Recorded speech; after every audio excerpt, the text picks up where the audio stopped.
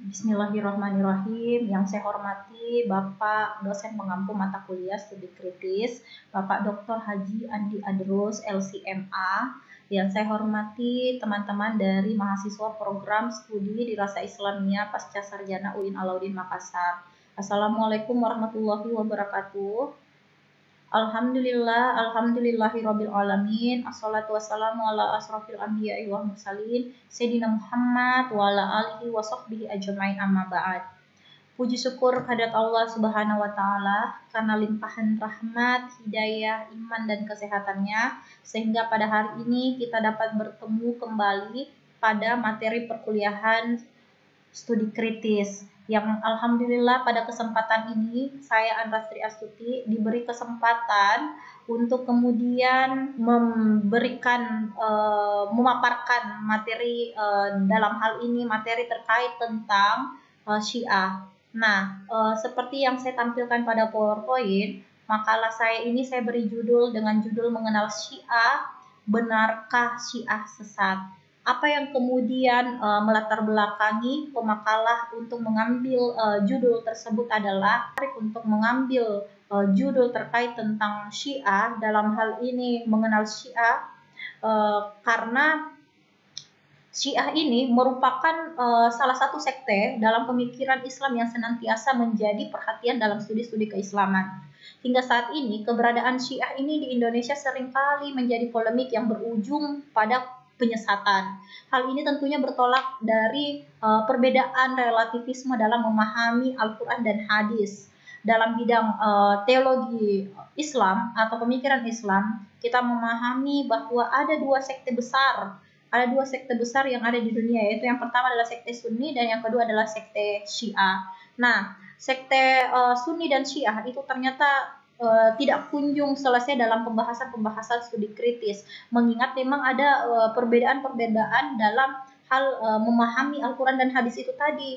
Nah, contohnya hadis terkait tentang ikutilah sunnahku dan sunnah para khalifah sesudahku. Dari hadis ini untuk para pengikut Sunni itu meyakini bahwa ada kewajiban untuk kemudian mengikuti khalifah-khalifah sepeninggal Rasulullah Shallallahu Alaihi Wasallam, tetapi tidak untuk pengikut Syiah yang meyakini bahwa tidak ada kewajiban untuk mengikuti khalifah. Yang ada adalah kepemimpinan itu harus diserahkan kepada para ahlul bait atau para imam setelah Rasulullah Shallallahu Alaihi Wasallam. Nah, keberadaan Syiah di Indonesia tentu saja tidak luput dari gesekan-gesekan atau pergolakan-pergolakan yang terjadi antara Sunni dan Syiah itu sendiri. Nah, gimana kita ketahui bahwa pada bulan Maret tahun 1984 itu sempat dikeluarkan fatwa terkait tentang kewaspadaan terhadap Syiah dalam rapat kerja nasional MUI. Nah, tentunya fatwa yang dilahirkan oleh MUI itu bukanlah fatwa yang lahir begitu saja tanpa pengkajian yang mendalam. Nah, namun apa yang terjadi setelah fatwa itu bukan membuat kesenjangan antara Syiah dan Sunni itu semakin berkurang, tetapi malah makin menumbuh suburkan gesekan-gesekan yang terjadi antara Sunni dan Syiah. Nah, fatwa ini menjadi senjata ampuh bagi mereka yang kemudian salah karena kita tidak mengenal atau tidak memahami, yang akhirnya membuat kita keliru dalam mengambil keputusan yang sepihak. Nah, untuk itu makalah ini kemudian hadir untuk kemudian mencoba mengenali Syiah. Seperti apa itu Syiah? Bagaimana hegemoni Syiah mempengaruhi pemikiran-pemikiran yang ada di negara-negara Timur Tengah dan Indonesia. Nah, baiklah, untuk lebih mengetahui lebih dalam terkait tentang arah dari makalah ini, maka penulis memfokuskan rumusan masalahnya menjadi 5 rumusan masalah. Yang pertama itu adalah definisi Syiah. Bagaimana definisi Syiah? Bagaimana perbedaan antara Sunni dan Syiah? Bagaimana sekte-sekte yang ada di dalam Syiah? Dan bagaimana konsep wilayatul faqih di dalam Syiah dan bagaimana hegemoni Syiah di Timur Tengah dan dampaknya di Indonesia. Definisi Syiah, berbicara mengenai definisi Syiah itu kita akan berhadapan pada dua makna yang sering kali muncul, yaitu yang pertama adalah makna secara leksikal atau secara etimologi, di mana yang berarti Syiah itu secara etimologi berarti pengikut, pecinta, pembela yang ditujukan kepada ide individu atau kelompok tertentu. Syiah juga dalam arti kata lain dapat disandingkan juga dengan kata tasayyuh yang berarti patuh, menaati secara agama, mengangkat kepada orang yang ditaati itu dengan penuh keikhlasan tanpa keraguan.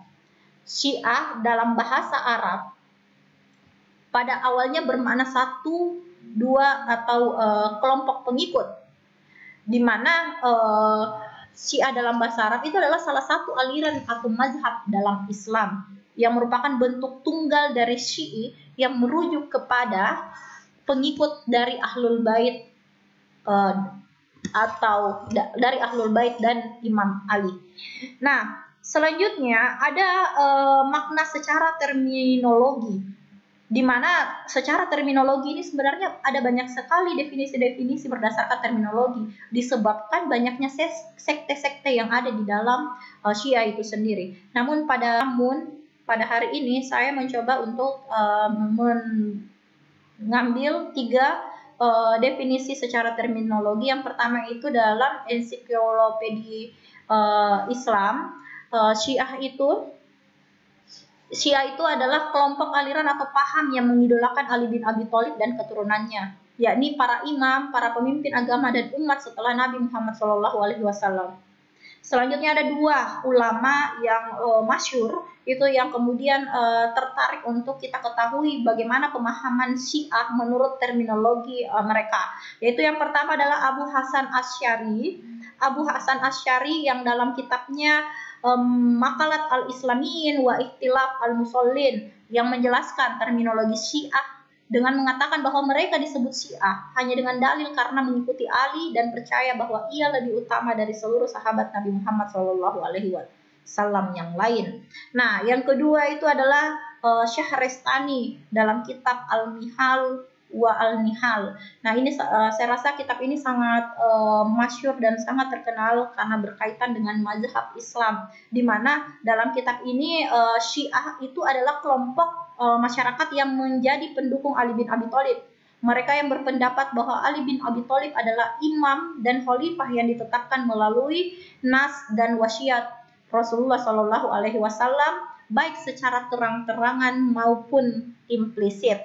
Nah, penegasan akan kepemimpinan spiritual hanya berasal pada jalur sanad yang sampai kepada Rasulullah melalui keturunan Ali bin Abi Thalib dan Fatimah. Itu nampaknya bisa kita tarik dari tiga definisi secara terminologi ini, bahwa dalil dalam memilih pemimpin menurut pengikut Syiah adalah bukan berasal dari keputusan pribadi-pribadi, tetapi keputusan dari Nabi Muhammad SAW. Sekali lagi, menurut pengikut Syiah. Nah, selanjutnya perbedaan antara Sunni dan Syiah. Saya pada makalah ini itu membagi ada dua perbedaan Sunni dan Syiah. Yang pertama berdasarkan konsepsi pemikiran politik Sunni dan Syiah. Yang kedua berdasarkan penamaan rukun iman dan rukun Islam. Berdasarkan konsepsi pemikiran politik dari Sunni itu berbicara tentang siapa yang kemudian layak untuk menjadi pemimpin setelah Rasulullah SAW. Dan menurut Sunni, yang setelah sepeninggal Rasulullah SAW, di mana pada saat itu terjadi pembaiatan kepada Abu Bakar As-Siddiq di Bani Sakifah Asy-Syaidah. Pada saat itu yang hadir pada saat itu adalah sejumlah sahabat dari kaum Muhajirin dan Ansor. Nah, selanjutnya ada 5 bentuk kepemimpinan yang dipahami di dalam Sunni, yaitu yang pertama baiat yang dilakukan di Sakifah dalam pemilihan Abu Bakar As-Siddiq sebagai khalifah pertama. Yang kedua adalah ta'yin atau penunjukan yang dilakukan oleh Abu Bakar kepada Umar bin Khattab sebagai khalifah kedua melalui surat wasiat yang ditulis oleh Utsman bin Affan. Ketiga, Dewan Formatur dalam memilih Utsman sebagai khalifah ketiga. Keempat, aklamasi oleh umat Islam secara terbuka dalam pemilihan Ali bin Abi Thalib sebagai khalifah keempat. Dan yang kelima adalah tahkim atau syura yang dilakukan dalam pemilihan Muawiyah bin Abu Sufyan. Nah, apabila dilihat dari model pemerintahan yang dibangun oleh Sunni lama ini, itu ada dua model pemerintahan, yaitu berbentuk khilafah dan kerajaan. Selanjutnya, konsepsi pemilihan politik menurut Syiah, itu Syiah memahami bahwa kepemimpinan Allah, Rasulullah, dan orang-orang yang beriman sebenarnya itu satu garis keturunan dari Allah Subhanahu wa Ta'ala yang sampai kepada Rasulullah dan keturunan-keturunannya, yaitu para imam dan ahlul bait. Syiah meyakini konsepsi politik berasal dari bagian usuluddin itu sendiri, yaitu dalam konsep imamah. Nah, di sini juga ada perbedaan terkait tentang penamaan rukun iman dan rukun Islam, di mana dalam Sunni itu rukun iman dan rukun Islam itu rukun iman itu adalah arkanul iman, dinamakan arkanul iman, sementara rukun Islam dinamakan arkanul Islam. Di mana arkanul iman ini terdiri dari 6, yaitu iman kepada Allah, iman kepada malaikat, iman kepada kitab-kitab Allah, iman kepada rasul-rasul Allah, iman kepada hari akhir, dan iman kepada qada dan qadar. Nah, sementara arkanul Islam itu yang pertama, arkanul Islam yang pertama adalah mengucapkan syahadat, mengerjakan sholat, mengeluarkan zakat, mengerjakan puasa di bulan Ramadan, dan menunaikan ibadah haji bagi yang mampu. Selanjutnya, bagaimana pemahaman Syiah dalam penamaan rukun iman dan rukun Islam? Dalam penamaan rukun iman itu Syiah itu menamakannya dengan usuluddin, sementara dalam penamaan rukun Islam dinamakan sebagai furu'din. Usuluddin yang dimaksud di sini adalah konsep ketauhidan, konsep keadilan, konsep nubuah, konsep imamah, dan konsep ma'at. Yang berikutnya furu'din. Furu'din itu berkaitan dengan sholat, puasa, haji, zakat, humus, jihad, amar ma'ruf, nahi mungkar, tawalli, dan tabarri. Nah, saya kira untuk penjelasan terkait tentang Syiah itu perlu kiranya untuk kemudian kita pahami tentang bagaimana sih sebenarnya model atau konsep usuluddin di dalam Syiah itu. Yang pertama adalah tauhid. Tauhid itu adalah keyakinan kepada Islam yang kemudian dimulai dengan mengungkapkan dua hakikat, la ilaha illallah, Muhammad Rasulullah, tiada Tuhan selain Allah, dan Muhammad adalah Rasulullah. Siapapun yang bersaksi dengan dua hal ini, maka insya Allah merupakan seorang siapapun yang bersaksi dengan dua hal ini, maka ia akan dinyatakan sebagai seorang yang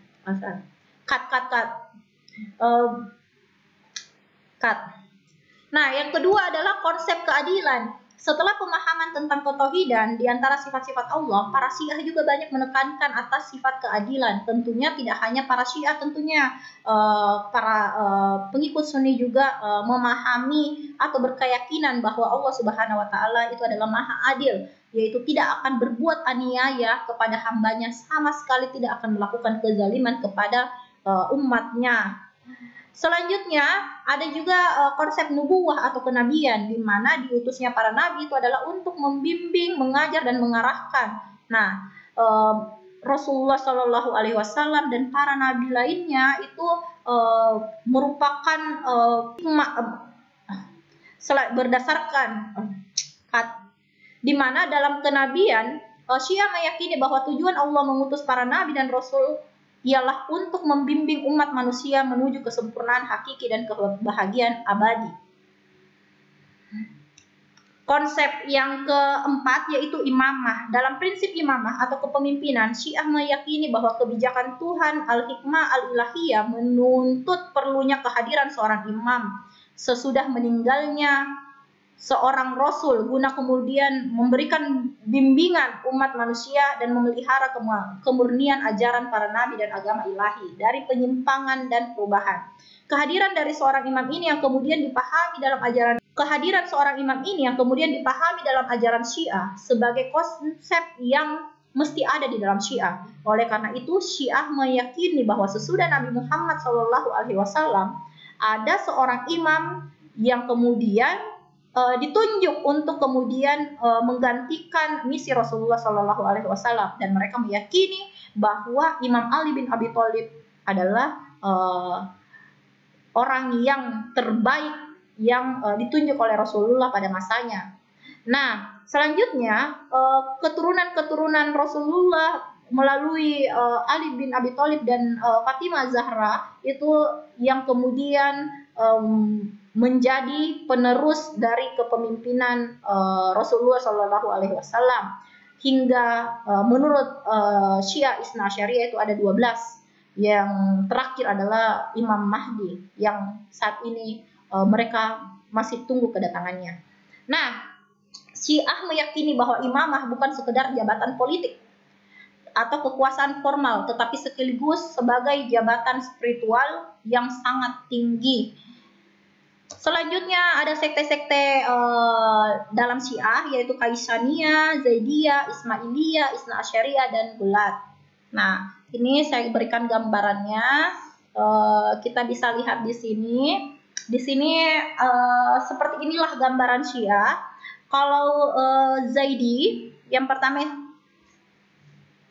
kita yang pertama dulu ya. Yang pertama itu adalah sekte Syiah, yaitu sekte Kaisaniyah. Kalau kita lihat di sini ada garis, setelah ada Hasan, setelah Ali bin Abi Thalib dan Fatimah Az-Zahra, ada Hasan, Husain, dan Muhammad Ibnu Al-Hanafiyah. Nah, sekte Kaisaniyah itu adalah sekte yang terjadi sesudah kepemimpinan Imam Husain.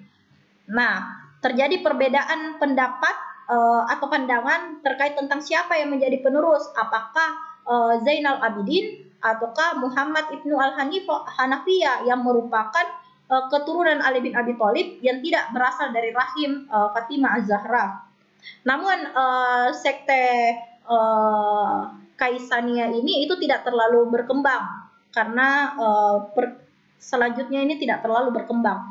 Nah, selanjutnya ada namanya sekte Zaidiyah. Kalau kita lihat di sini, sekte Zaidiyah itu meyakini bahwa yang berhak menggantikan Husain bin Ali itu adalah golongan dari Ali Zainal Abidin bin Husain.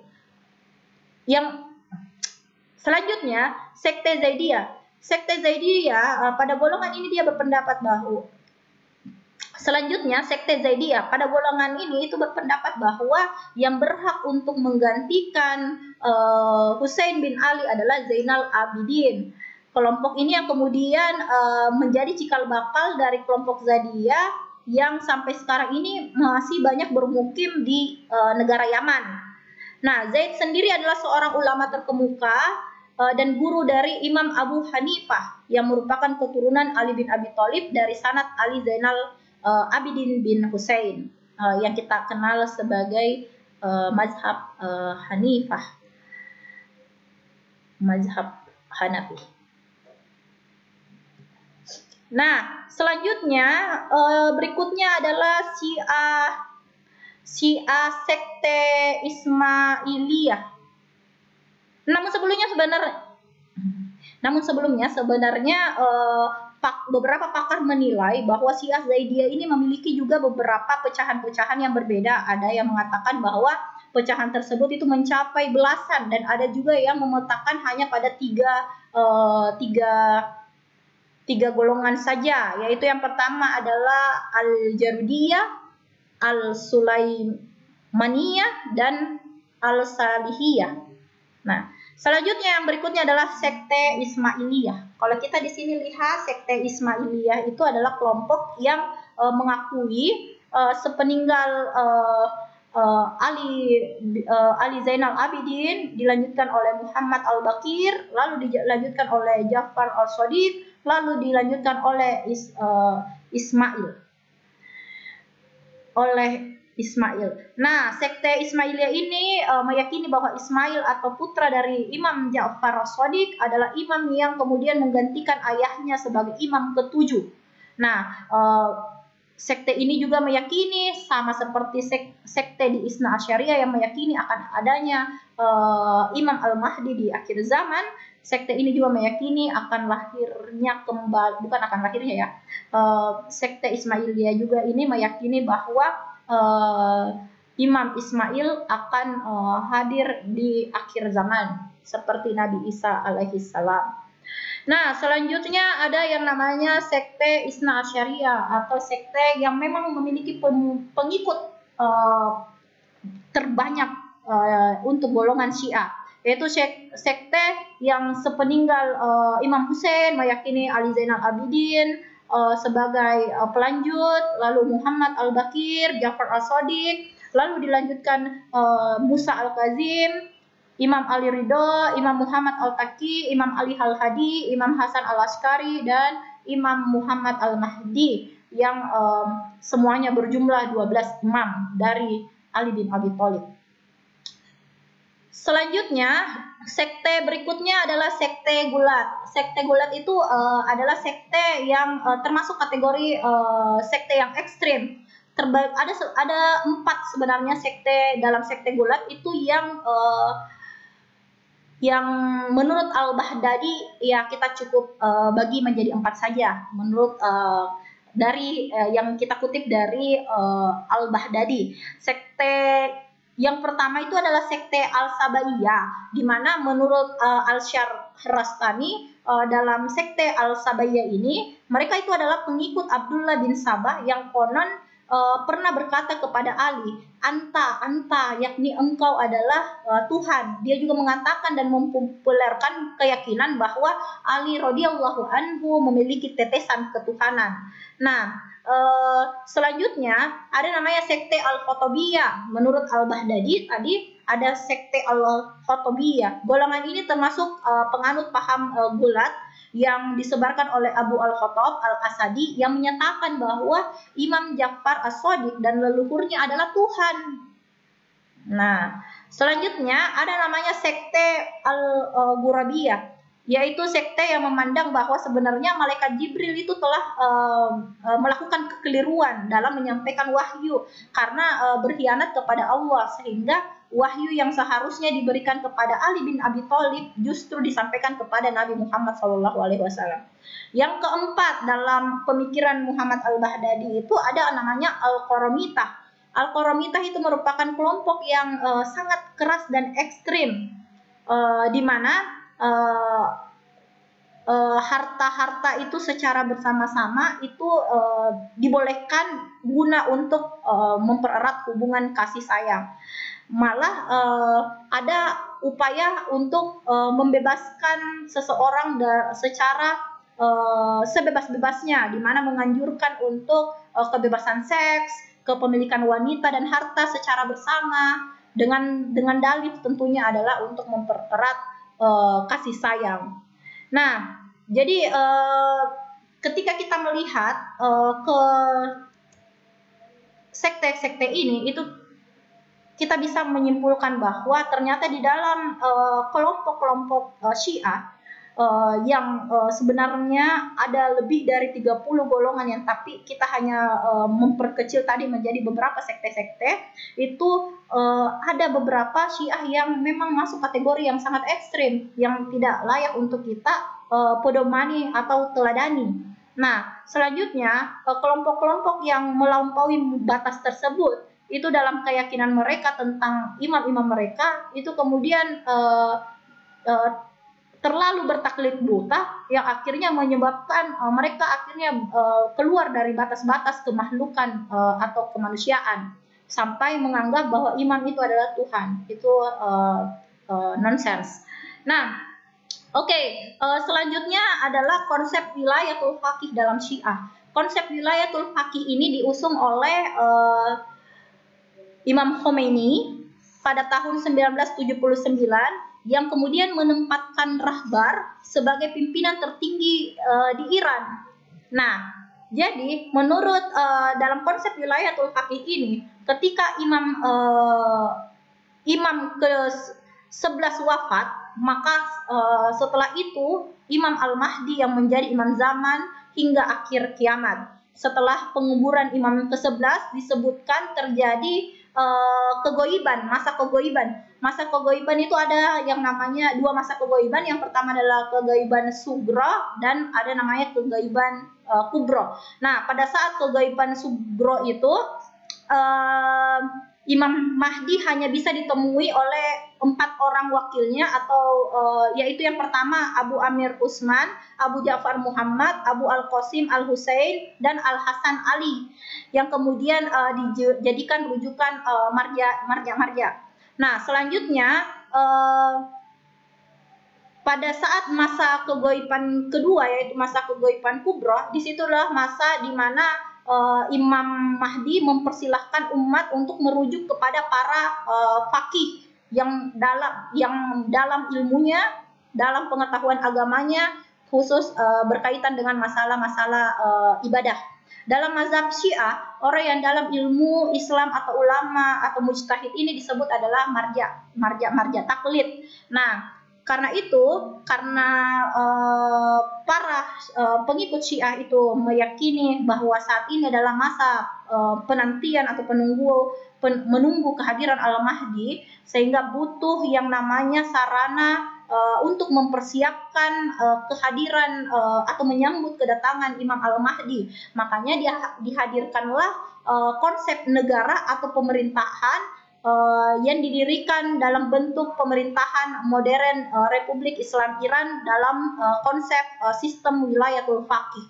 Nah, seperti itu gambaran konsep wilayatul faqih yang menempatkan pimpinan spiritual tertinggi itu adalah rahbar, di bawah rahbar ada marja taklid, dan presiden Iran itu adalah hanya sebatas presiden dalam pimpinan dalam hal ini sebagai pimpinan politik, bukan pimpinan spiritual. Nah, selanjutnya yang terakhir adalah bagaimana hegemoni Syiah di Timur Tengah dan dampaknya di Indonesia. Nah, berbicara mengenai hegemoni Syiah, itu kita mencoba merujuk mulai dari masa revolusi Iran tahun 1979 yang dipimpin oleh Imam Khomeini yang menumbangkan rezim Reza Pahlavi yang merupakan sebagai awal kebangkitan Syiah di dunia internasional dan titik awalnya tumbuh dan berkembangnya Syiah yang begitu pesat di berbagai belahan negara dan tingkatan-tingkatan politik dunia Islam. Nah, Syiah semakin aktif di beberapa negara-negara Timur Tengah seperti Irak, Bahrain, Lebanon. Nah, selain itu pernah terjadi juga invasi oleh Amerika Serikat kepada Irak pada tahun 2003 yang makin membuat kondisi politik Timur Tengah secara umum itu diwarnai dengan politik yang sektarian antara Sunni dan Syiah. Nah, meskipun ini telah cut. Di Indonesia sendiri, kedatangan Syiah itu masih menjadi cut. Ketegangan antara keduanya muncul kembali ketika suhu politik di kawasan Timur Tengah itu sudah mulai berubah, yaitu ketika rakyat Iran berdemonstrasi secara massal dan berhasil menumbangkan monarki Shah Reza Pahlavi.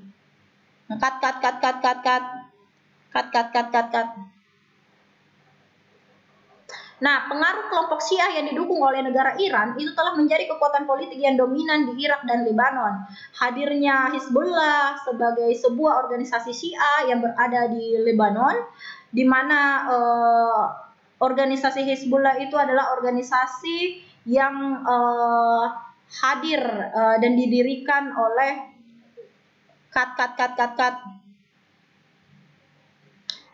Nah, di Indonesia sendiri, kedatangan Syiah masih menjadi perdebatan. Akan tetapi pengaruh atas revolusi Iran 1979 itu telah nyata sangat terasa di negeri ini.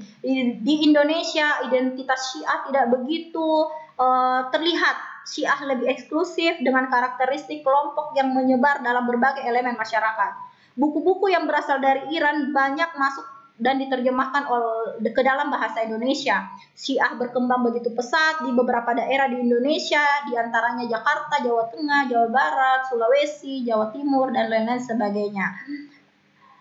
Tujuan utama gerakan Syiah ini adalah untuk kemudian memperkenalkan Syiah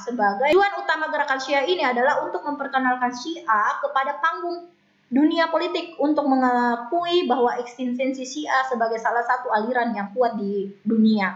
Selain itu, dampak dari politik sektarianisme yang sering terjadi yang dimainkan oleh beberapa oknum-oknum yang memang ingin mempertajam konflik antara Sunni dan Syiah itu telah kita lihat dari beberapa peristiwa-peristiwa yang terjadi di Indonesia, seperti peristiwa di Sampang atau peristiwa penyerangan pondok pesantren YAPI di Pasuruan.